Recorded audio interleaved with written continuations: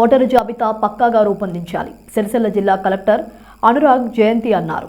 రాజన్న సిరిసిల్ల జిల్లా గంభీరావుపేట మండలంలో పర్యటించిన ఆయన ఈ సందర్భంగా మీడియాతో మాట్లాడుతూ ఓటరు జాబితా పక్కాగా రూపొందించడమే లక్ష్యమని తెలిపారు. ఓటరు జాబితాలో డబుల్ ఎంట్రీ, చనిపోయిన వారి ఓట్ల తొలగింపు ప్రక్రియను రాజన్న సిరిసిల్ల జిల్లా గంభీరావుపేట మండలంలోని 61, 62, 63 పోలింగ్ స్టేషన్ల పరిధిలో ఇంటి నెంబర్ల వారీగా స్వయంగా తనిఖీ చేశారు.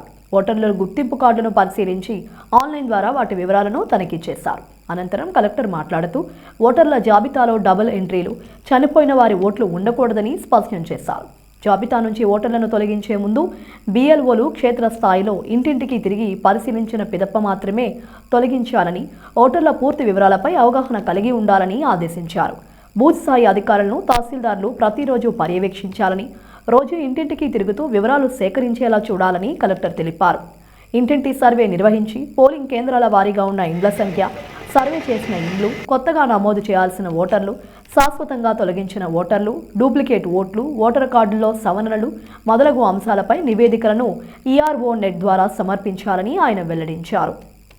బూత్ స్థాయి అధికారులు క్షేత్రస్థాయిలో సర్వే ద్వారా సేకరించిన వివరాలను BLO యాప్లో నమోదు చేసేలా చూడాలని అన్నారు. ఓటర్ల జాబితాలో ఒక ఇంటిలో 6 కంటే అధికంగా ఓట్లు ఉంటే ప్రత్యేకంగా పరిశీలించి ధృవీకరించాలని కలెక్టర్ సూచించారు. ఒకే కుటుంబానికి చెందిన ఓటర్లు అందరూ ఒకే పోలింగ్ స్టేషన్లో ఉండేలా తగిన చర్యలు తీసుకోవాలని సూచించారు.